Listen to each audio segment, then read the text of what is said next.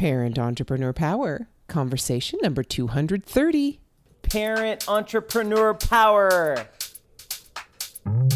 Wait, what? It's Mama Power! This is the podcast for parents juggling the tough choices required for success in business while putting family first. Hi, I'm Mary Catherine Johnson, and I share the ups and downs and dirty truths of profits and potty training while chatting with successful parent entrepreneurs from all walks of life. Are you powered up?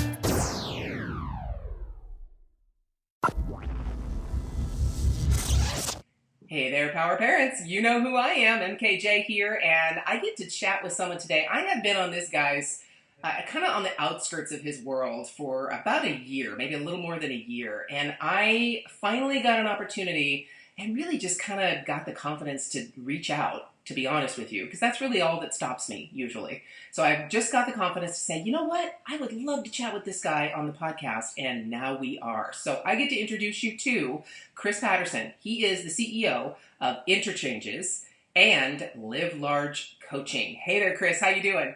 I'm doing fantastic. Thank you so much for having me. Yeah, I can't wait to chat with you because, like I said, I've been kind of on your outskirts here, diving in a little bit and then coming back out and then diving in a little bit. So some posts that you put, I think it was on Facebook or on Instagram, I can't remember which, that just made me go, all right, this guy has got a lot to share. So I need to invite him to the podcast. And here we are. So we start everyone out in the same place.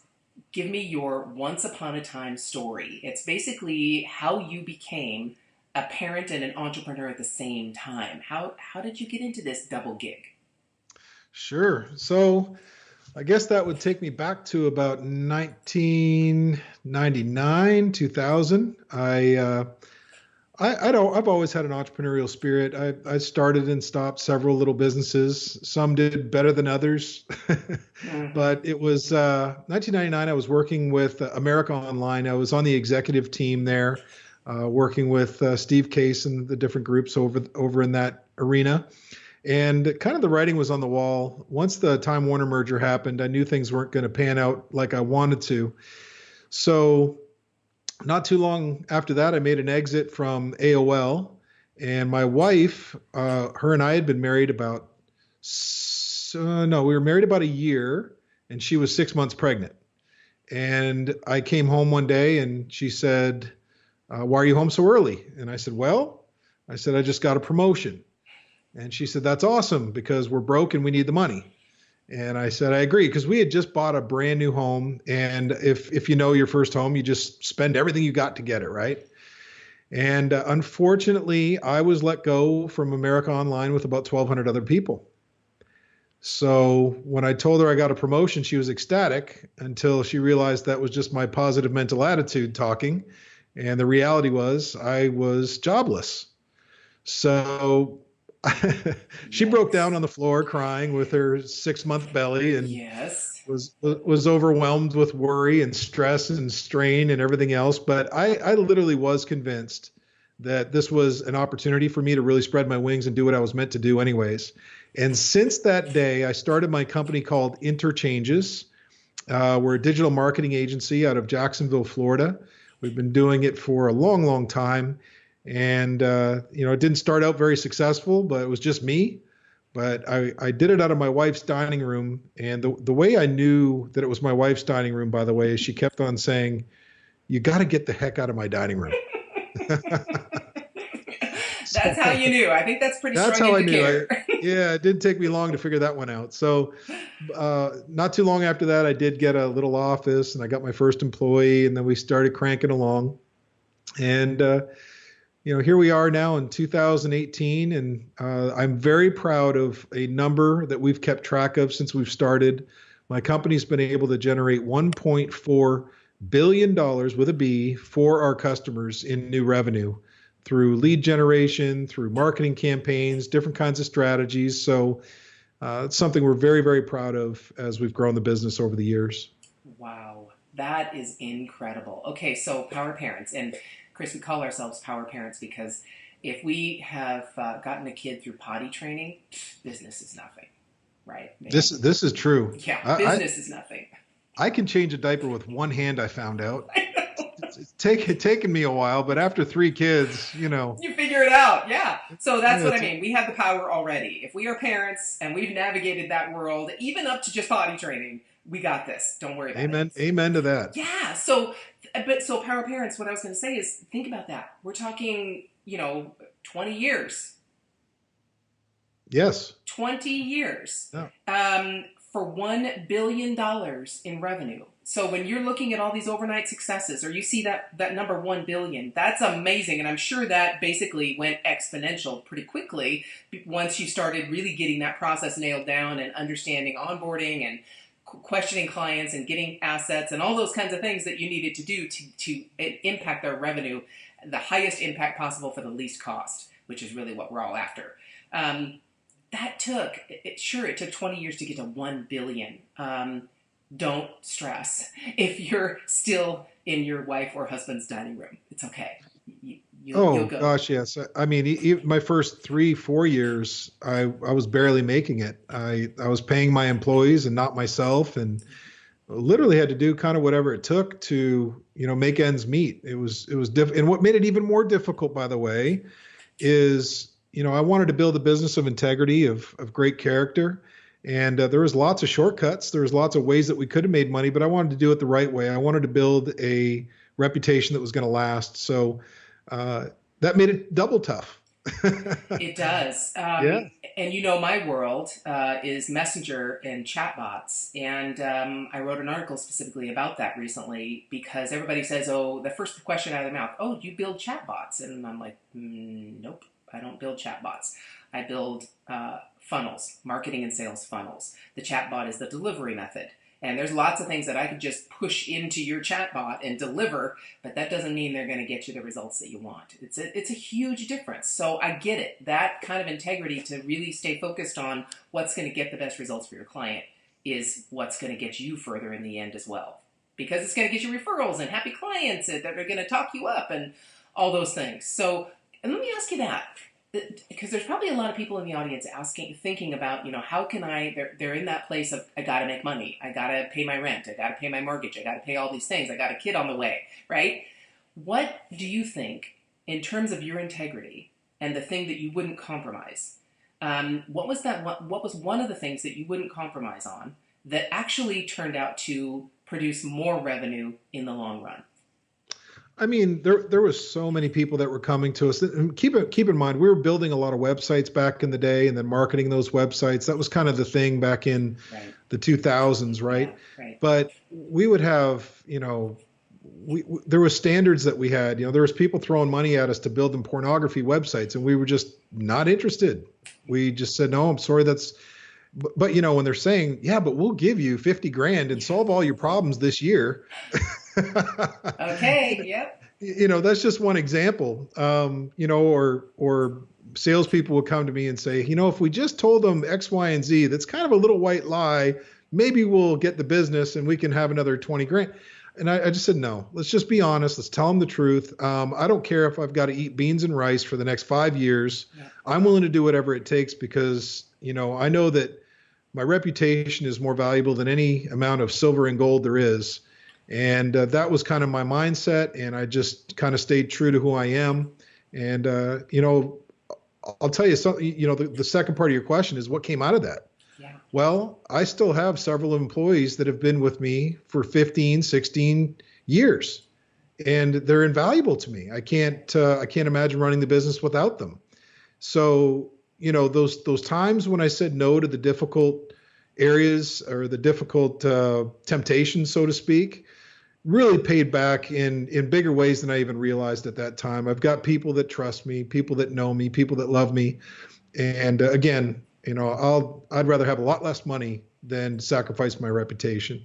Amen. Absolutely. And I got to tell you, it's still happening because even with Messenger, I've been approached to create some Messenger funnels for some strippers and the like.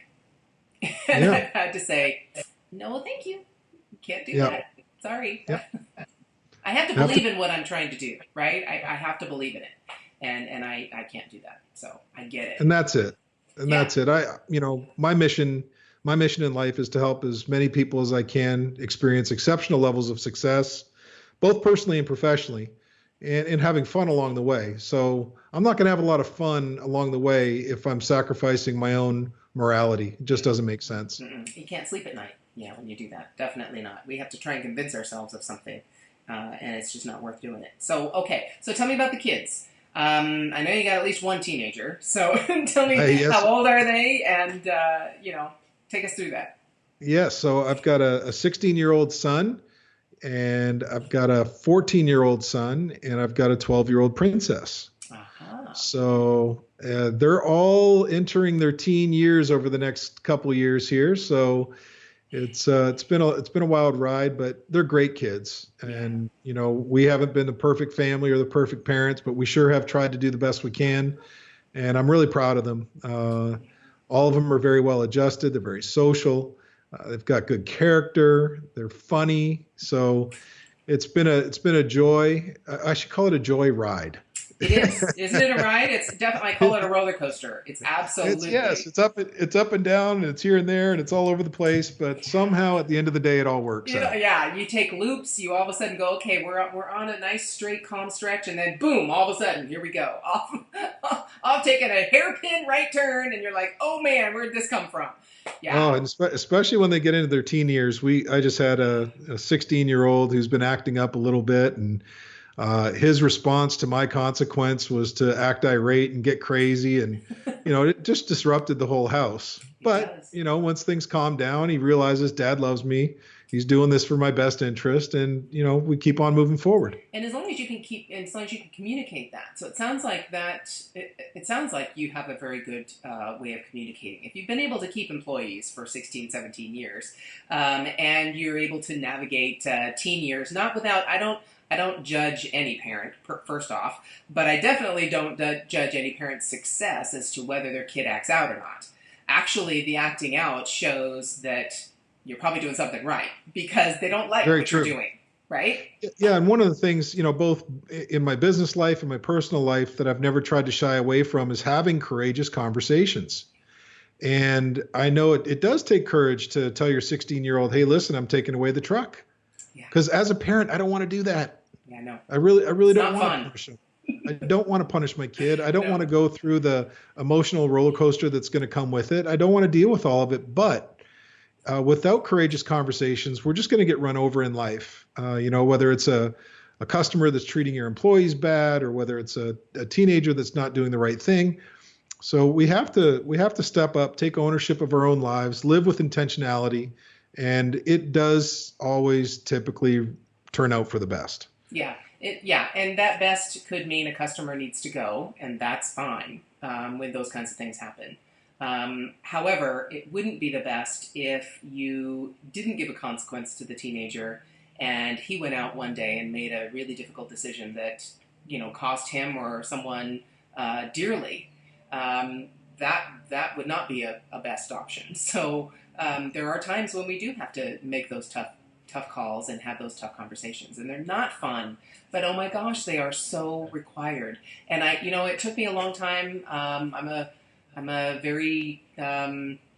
Italian, so I'm very animated in my conversation. So I had to really dial that back with having kids because I can't be very animated with my anger or any of those kinds of things and have one of those courageous conversations. So for me, that was one of the biggest things I had to overcome, was to calm that back, dial that back a bit, and be as logical as possible.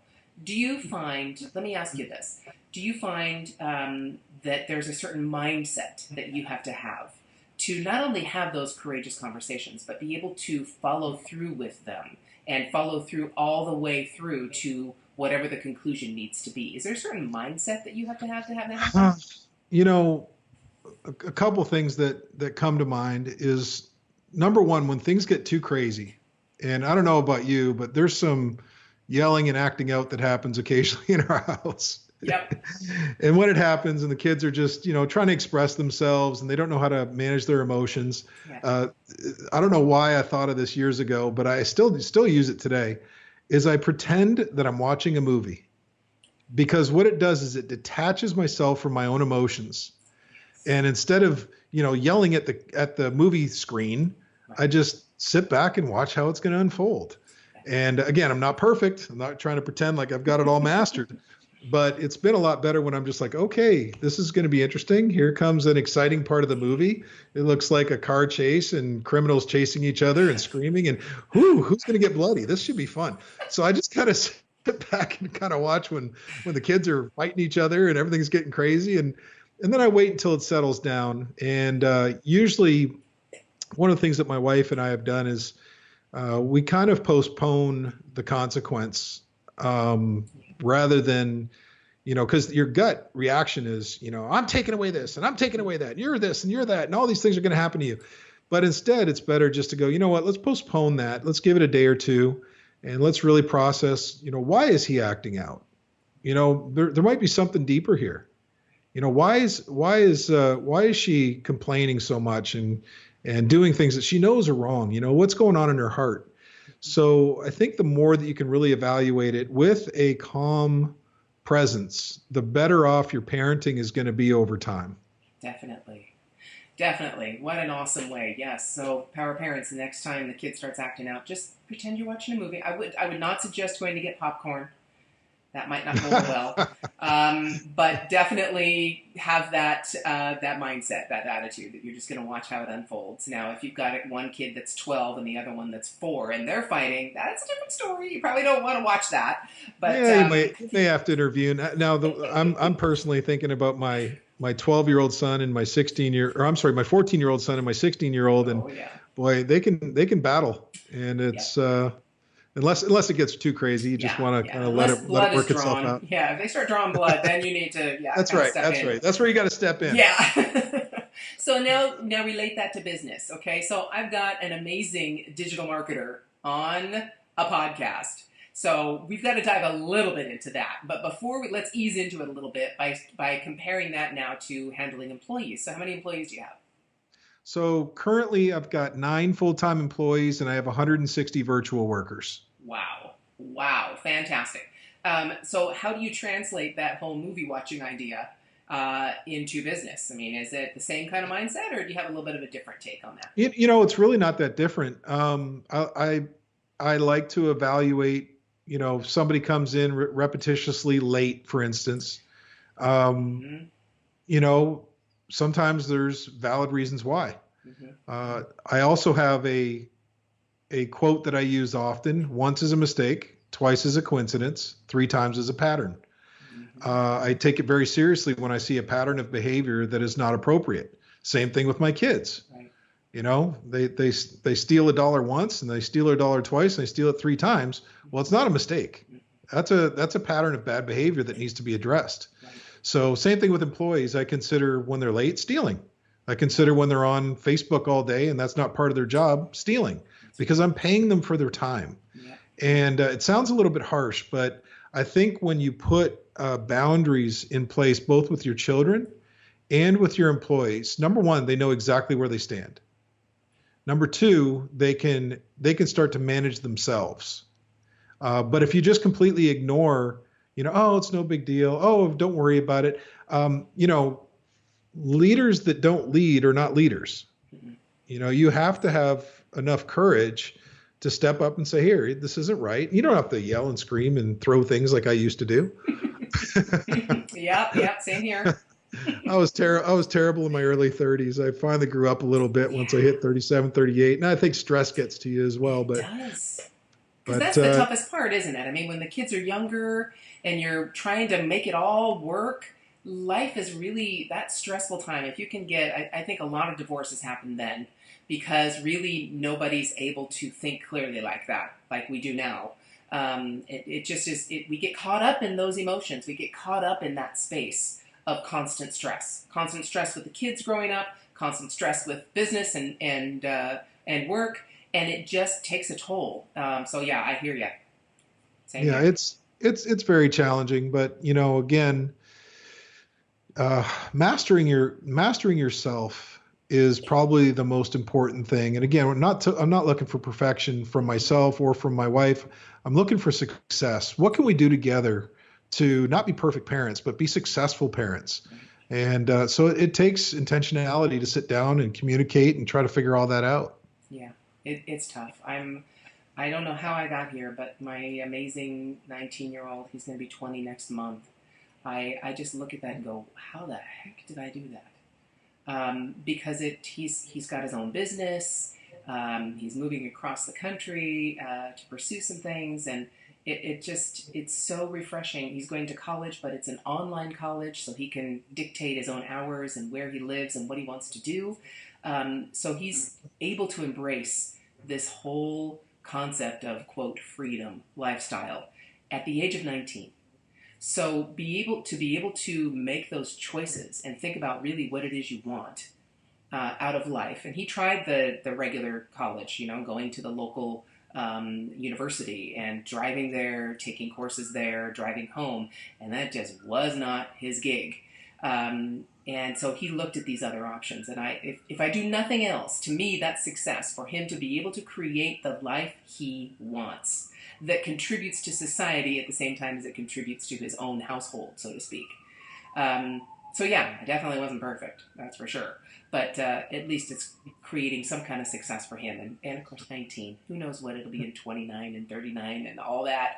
But at least hopefully he's starting that direction.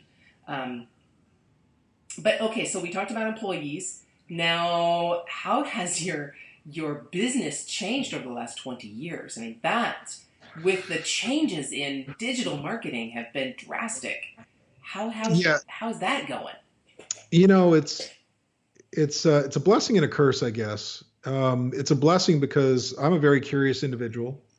I like to hunt and find new ways, new services, new challenges. That's why I reached out to you originally. Yeah. You're doing setting up chat campaigns, and that was new to me. So I reached out to you, learned a little bit, and I think that's kind of just who I am. I'm curious.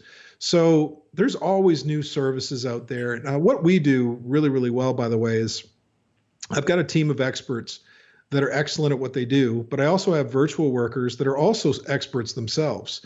So I've built a network, a relationship network over the years with literally hundreds of people. So we can turn campaigns and turn campaigns off as needed. So if we get a big company, CSX is the Fortune 500 railroad company, and if they need us to run a massive campaign, we can handle it. But we've been able to build those relationships over the years to do so, and then just kind of staying in touch with going to the right conferences, knowing the right people. I've been very, very blessed and fortunate to have great mentors, people that have been there for me and taught me and trained me. Probably the biggest, by the way, is a gentleman named Zig Ziglar, who passed away in 2012. But he was my personal mentor every Sunday for 12 months, which is why I do my coaching now. I've been entrusted with carrying on the Ziglar legacy and passing that off to new people. Wow. So that's it. So how in the world do you use, have you said 120 virtual people? Is that what you said? 160. 160 virtual employees in addition to your 9 full-time. What in the world are 160 other virtual employees doing for you? Well, I'll just give you one of our services. So we've got a live chat service where you can put it on your website, and when somebody goes on to a new website, they'll greet you in a chat box and say, hey, welcome to interchanges.com. How may we help you today? So we've got dozens of people that are actually managing all of our customers' chats virtually 24 hours a day, 7 days a week. And the reason that service is so important is because most people that are spending so much money driving traffic to their website are doing a terrible job converting it. Yeah. People buy from people. Yeah. So if you have all of a sudden a virtual assistant on your website greeting every single person, your chances of converting that into a new lead go up dramatically. Yes. And by the way, for your audience, if anybody wants to test out that, normally wouldn't do this, but because it's your audience, if anybody wants to test out that service, I'd be willing to give a 30-day free trial on it. Wow. And you might say, well, why would you do that, Chris? That sounds too good to be true. Well, it's pretty low cost for me to do a sample, a trial like that. And if it works, it works. And then we both win. So exactly. But that's one service that we have. We've got, we do Facebook ads, we do LinkedIn marketing strategies, lead generation. We've got a lot of different things that we actually do need a lot of people to help us with. Definitely. Okay, so that's very different from what I do because I am focused only and solely on messenger marketing, and any Facebook ads or any extraneous parts of that of a marketing plan or marketing strategy that client has. I have Facebook ads, people that I can draw on, but that's not what my company does. We are totally focused just on messenger. So obviously you can take a component of that and put it into a campaign as an overall strategy. But definitely that website chat box is really the next game changer, I think, for people's, at least from a website perspective, not from their entire marketing strategy, but from a website perspective. You're right. When people land on your website, you could look at your Google Analytics all you want, but if you have a lead box on there that's trying to get them into an email capture sequence, you've got, 1,000 people, let's just say 1,000 people a month on your website, and you're only converting maybe 1% of those people, typically 1 to 2%. Yeah, if they're lucky. I mean, 1% is even high. Kind of the analogy that I like to give people about the chat service is, imagine you walk into a mall and you go into a retail store, you really want to buy a piece of clothing, and there's nobody in the store to greet you. There's nobody to ask questions to. There's nobody to ring you up. You're going to walk out of that retail store and you're going to lose a sale. And this is happening. I'm convinced if I could just get this one service on every website across America, we could explode the economy even more than it is right now. Yes. And it's just a simple process of people want to buy from people. We have live human beings that manage every single chat that comes in, and it's just a phenomenal service. So again, just before I forget, my email address is ceo@interchanges.com. Again, that's ceo@interchanges.com. If you want to try out this service, you got thousands of people coming to your website, but it's not converting, just go ahead and shoot me an email and I'll set you up with a free trial, no cost. All right, guys, you got it. ceo@interchanges.com. You got to do that. You got to try it because we're definitely experimenting on the messenger side with automated chat boxes on a site. Yes. And even that is helping increase conversions because of the fact that it gives them an option to talk to a human. So we might start with an automated, let's say there's an e-commerce store that has one on their site, and they have questions constantly, the same questions over and over again. Tell me about your shipping. Even though they tell it in their thank you page and on their or everywhere, there's still people that are commenting all the time on Messenger, on their in email, all those places. What is your shipping policy? When is my order going to go out? What do I do with returns? All those standard FAQs you can have handled in the automated part of that chat box. But there's always someone who wants to talk to a person, and that's fantastic. You don't want to get rid of that. You're right. Yep. People buy from people. So you can handle some of those automated ones in an automated, those standard ones in an automated way. But when you really need to have someone, when you want to talk to someone, my husband's one of those that still wants to call companies. And how many companies do you know you can actually call on the phone? Very few. I'm always going for a live chat. Right? If I have a question from a company, I'm going to go for a live chat. I don't want to have to call them. I don't want to go through some phone tree that, takes me 50 million different places. I want to chat with a person, but I want to chat with them, not call them and wait for the phone to ring. I'm a, impatient kind of gal that way. So I see very clearly that benefit. All right, so Power Parents, definitely email Chris and he'll hook you up with that and show you how that works. How do you have that for, or tell me about your clientele? Is it mostly digital products or physical products or e-commerce, or do you have a mix? Yeah, we've got a bit of a mix. We do work with quite a few manufacturers. We've got, just first example that pops up, we work with a company called VacCon. They make the Rolls-Royce of sewage trucks. Uh-huh. And when we started working with them, they were selling about 150 trucks a year. We've been working with them for 10 years. Now they're selling more trucks than they can make. I think they sell 300 or 400 trucks a year and they can only make 280. So they always have an extra surplus going into the next year. And that was a combination of us giving a massive exposure through, different traditional, SEM, SEO, pay-per-click, all kinds of different marketing strategies to kind of get them to be the front runner. And then being able to capture everybody that comes in, they probably get on average 300 or 400 chats a month. And many of those are to sell a $300,000 truck. So, yeah, but we work with a lot of manufacturers. We work with dentists, plastic surgeons, typically people that have a fairly high ticket price is what we like to work with, because it's really easy for us to get a return on investment if they're not doing the services that we offer. Right. Yeah, that's wonderful, because you're right. Then your efforts, one sale is going to definitely easily pay typically for a campaign, or a short amount of time. If you're talking about a couple of weeks, if you can get a sale a week, you're doing good. And then obviously beyond that, it's an amazing return. Wow. You got it.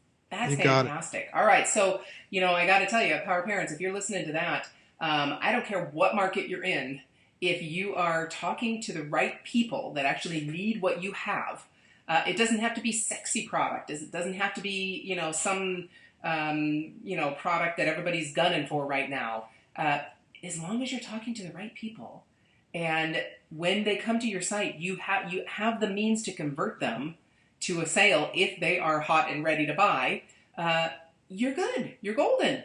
So, that's what digital marketing is all about. So when you say traditional versus non-traditional, let's say, what do you mean between the two of those? When you said the trucking company was traditional versus what? Traditional digital marketing is, websites and search engine optimization, the things that have been around for literally decades now, right? Right. Maybe just over a decade. And then there's all the newer stuff that's exciting, Facebook ads and the chat services that you offer. This is new stuff that's only popped up over the last 5-6 years. Yeah. So, LinkedIn marketing is new. Yeah. So there's all these, Instagram is another platform that I don't consider it traditional marketing like SEO, PPC, and web development. These are all new ways to connect with people. And by the way, a lot of people get really confused about digital. They look at it as some kind of sorcery or magic or whatever. All it really is, back in the day, we used to walk into the corner mechanic and tell them we had a problem with our vehicle, and we would shake their hand and they'd fix our vehicle. The same thing still happens. It's just the means of the connecting is different. So now people look up on Google, they look up, restaurants on Yelp, they look up different places of how they're going to do the same thing they're ultimately going to do anyways. But it's very scary for people to think, oh, I don't know how to run my business with digital. Yeah. And once I explain to them, it's just a different way to connect. It is. And then it opens up the entire world to your services, not just your block or your city. And if you're a mechanic, then obviously that's important. You need to only deal with the people that are in your area. But most of us have products and services that don't have to be confined to just our geographical location. So you're right. The same thing, I would have the exact same issue with people when I would try and explain to them what messenger marketing is all about. And it really is just a new way to connect. LinkedIn marketing is just a new way to connect. It's where people are. Rather than expecting them to come to your website, or rather than expecting them to come and opt into your email, you're going to where they are and you're connecting with them there. Would you agree? I do. And I find it very exciting. I find it very interesting. I'm curious what's going to happen over the next 3 years, because everything's going to change again. Yep. There's going to be a new powerhouse social media company that rears its ugly head, and Facebook, all of a sudden there's things that don't work on Facebook like they did just 6 months ago because of all the Congress stuff that happened. And now they're changing the rules of engagement again. So it's a wild industry we're in. That's no doubt, but it sure is fun if you're up for the task. See, that's it. Especially for you and I who love to learn new things. That lights me up. I'm fine. I'm like, bring it. I will stay with you. No worries at all. I will definitely keep riding this train and figure out where it's going. I've talked to people who are talking about, we have APIs, okay? We have software companies and this is where a lot of the data breaches have been happening. So software companies like Facebook have allowed us to have other software, third-party software, use their API. Don't ask me what API stands for. You might know, but anyway, it's their connection tool they've allowed that other software company to use their API to connect with Facebook's API. Okay? And so that's where we have to allow that to happen so that we can share data between the two. Well, I've talked to people who are actually developing personal APIs now. Personal APIs. So that my house, let's say we're talking about Back to the Future, when I think it was Back to the Future 2 or 3, I don't remember which one, where the girlfriend went up to the house and she was an adult and she just put her hand on the door and it recognized her and the door opened. There wasn't a handle on it or anything like that. Well, that's, basically an Internet of Things, right? It's connected that way. Well, people are developing a personal API so that my household will have its own API. And if I'm going to get a door that has that mechanism to be able to recognize me with a biosensor, whatever that might be, and we're talking people, this isn't like 50 years in the future, right? This is coming. So, but I have my personal API instead of having to go through the company who built my house, their API to connect to the door. It's my own personal. So I have the power to say, I want a different door to connect to my house. And I use my own API. I don't have to go through anyone else. I say to myself, I can switch that and get a different door if I want to. I don't have to wait for the company to do it for me. It's my own data. Then I have control of my own data. This is coming very soon. So think about how digital marketing is going to change. And the power is actually being put more in the user's hands now than it is in the manufacturer or the product, the company's hands. Yep, it's fascinating to me, and I've heard Amazon.com taking a lot of heat for monopolizing or taking. I look at it a little bit differently, though. Amazon.com built a better mousetrap. That's right. They did something. I mean, I don't like waiting.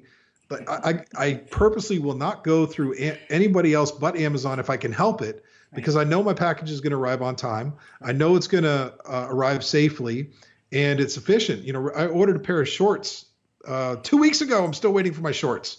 What the heck? Amazon.com didn't have them. So, again, really, if you look at all of these new innovations, the reason they're happening is to solve a problem. Yep. And I love the problems that they're solving. They're making life easier. I told my wife the other day, I'm like, it sure is fascinating. I roll out of bed. Well, first of all, my iPhone gets me out of bed with a nice soothing little ding, ding, ding.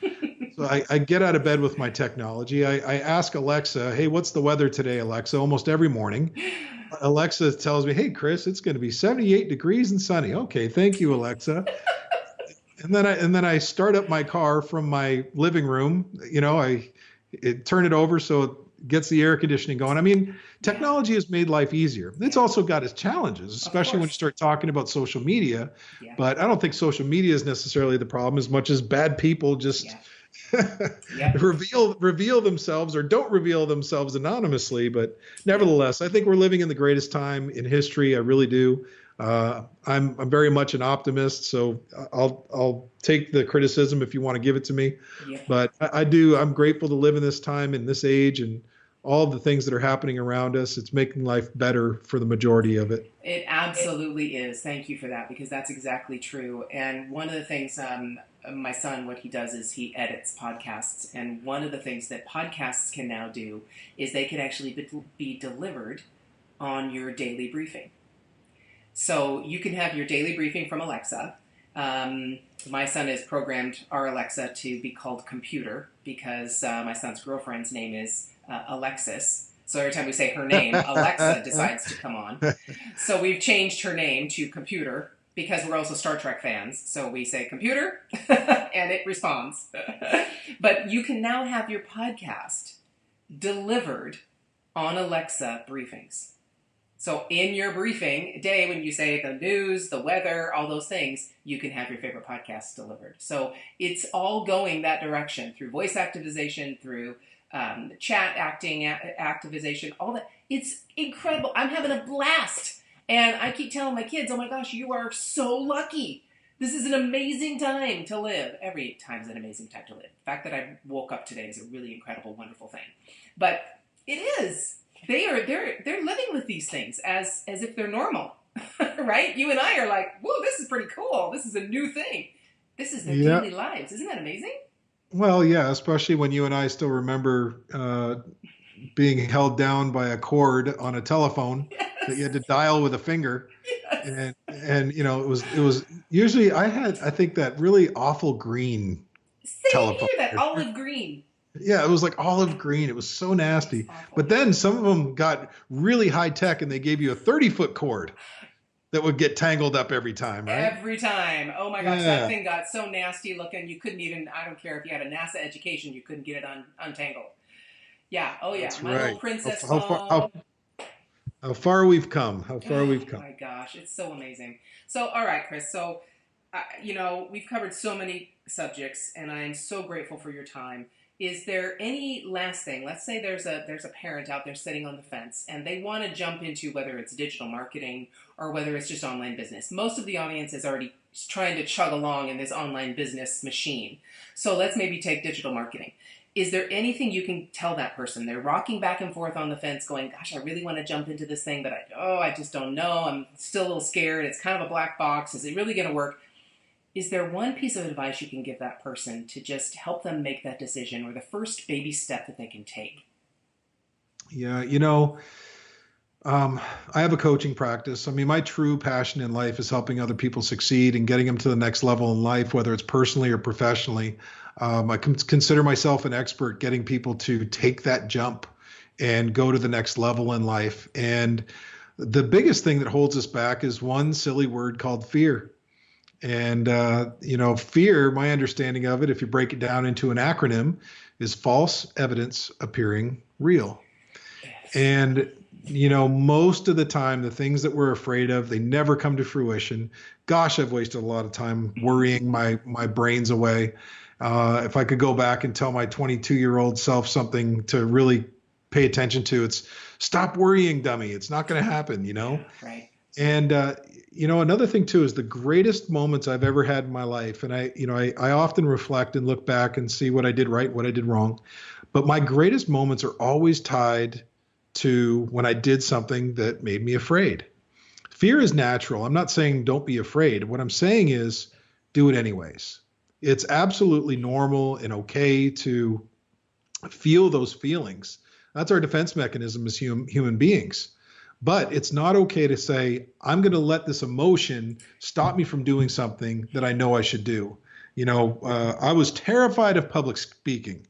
People laugh at me now because they know me and they know I speak all over the world and do those types of things. But, I was afraid, but I knew myself well enough to go that it doesn't matter. It doesn't matter if I'm afraid. In fact, the notion that I'm afraid is the indicator that I should do this. Yeah.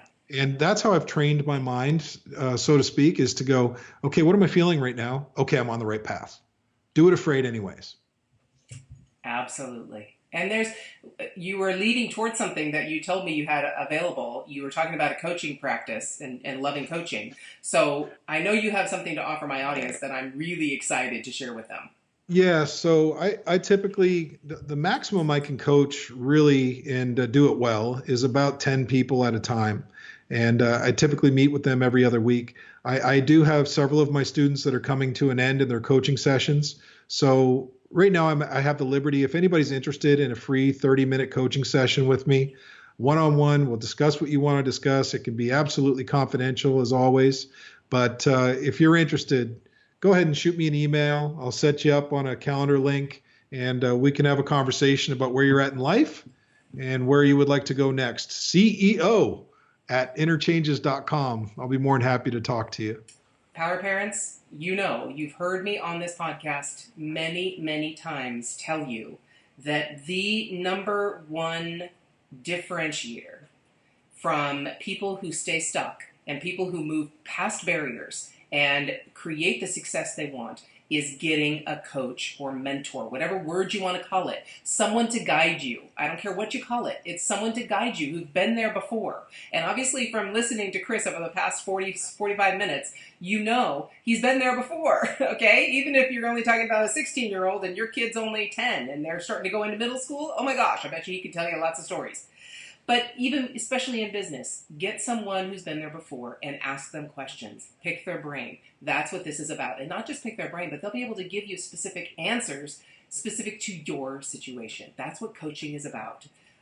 So please take him up on that. You've gotten so much amazing stuff from this conversation with Chris so far. The free chat box for 30 days, and now a free 30-minute coaching session. This is crazy.